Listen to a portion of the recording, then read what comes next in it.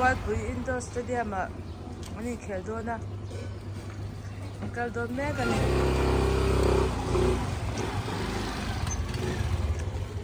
Ronaldo hey Ronaldo ani hey Messi ani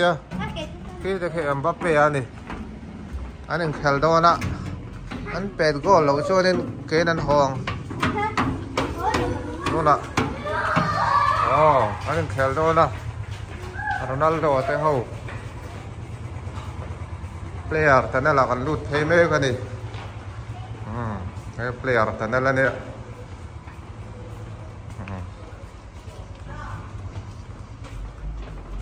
khai la ro khoi mai ni sa sar le mai khan la to chu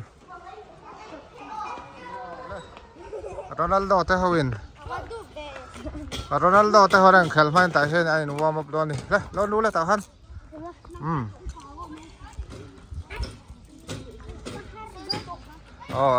khai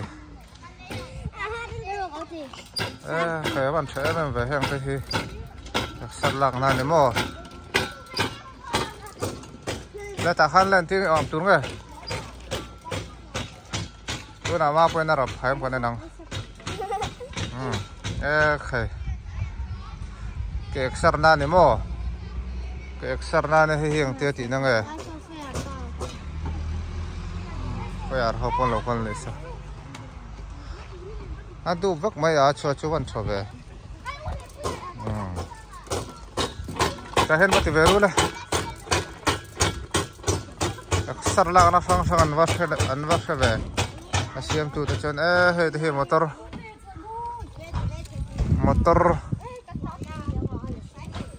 steering wheel là cái gì nó ta nó mình tuôn cái này đòn này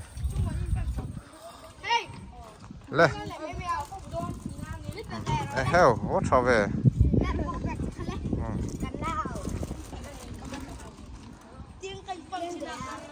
Ronaldo ate Mbappe ate ho Messi te hoi nak saron la me kan hi tu na ma green le yellow vai nan in tum do na a yellow ho kha khoi veng ni kha a green ho kha do pui veng thar ho le hun thar ho in tum do ni vai na YouTube video tour kan la me kan lang du bak mo đây là tại hiện chúng cái chuông xin đô là tỷ đàn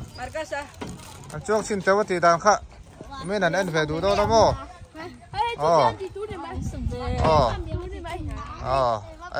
xe lang nó sang sang tắm thế mày chú này hiện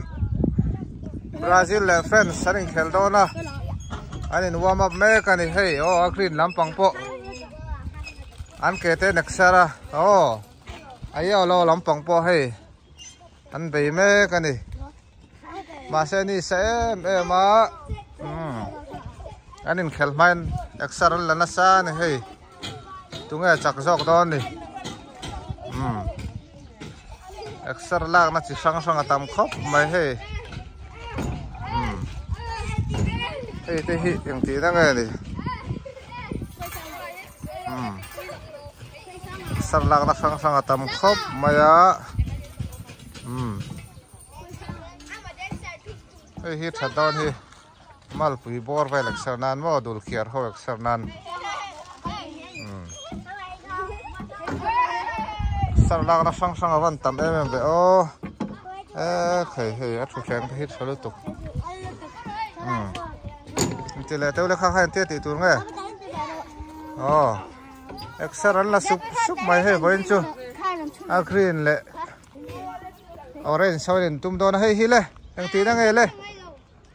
he lai mi hi le har sa ang ti ti tur nge kha tia in her na kha ne mo khai extra lak na sang sang tam hle mai chun he lai mi hi le ang ti na ve nge hiện tiêm mình túi nghe đi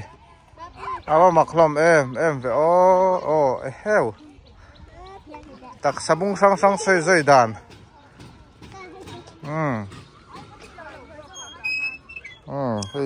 Heti okay. Hey hi dul ker ho eksanan thati siam hardon si lawa. Thakop mai hi. Oh ti khan. Chuara pia hi kan sei thinang khan stadium ania ti chuan he la hi ardeng thuama indoor stadium an ti khani. Nal vek khop mai he mo. Ardeng thuama chuan he lampanga hianin pavilion a awm boka so ta so. Mo fresh khop mai thiang him tha chakidar ten felan yang mo fai tha khop mai he nu ho pon aksaran la nei hi khoi tu ho nu ho pon mo ta khop mai khopui lai li om sela han la loi mai la doi na om na mong ta dewa ya pia dewa he an thu thleng vel po colorful moi changkang khop mai he te hi tiang thir te hi ko voi khat mu na ni hi square pipe pa mo ka te ni ho lo mai ko la nei de rawa rang wangin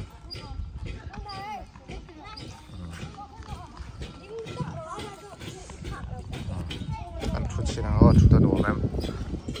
pan ngai lo ram kal sen lo na ne tha kan la se lang lum to mo helai bor hi outdoor gym kan ti mai yang su mo outdoor gym hey extra lak na sang om le vai khai kan hol khwal leng ma pu ya he ta hi mesian khai anti dun te le awan nom hel ve le khai an tha hai ve inten hai mai ni mo khai extra lang nó thade o do van tam ve hey mama pon hey hi hu nom le mai extra lang na ho chu chuan hey hi eng tia man chi ga ni ve thung ni mut top na chi nge ni nè ngor he ta hen ke ro la he ta hen I răng thal ro hey tu na zai pe thì đã na thì na hi thì đó thì kha an thò về xiêm chuộc tu thế ăn thiêm là mẹ sờ đang nó chỉ sang hey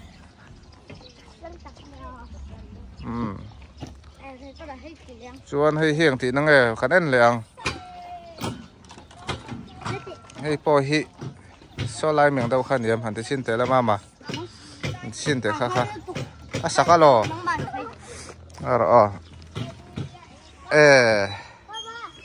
ani hi heti rồi he ti nan hi tak sa sai zai na tha takani hei ber ro hi chu eng tia han ti ngai ni helai ban vel heti han aksar kol na hi ani ber mele helai tak hi chu mo ban her kol na hi tha khop bok do này an chuang ve chin lo khang a lai hen he po hi tha khop mai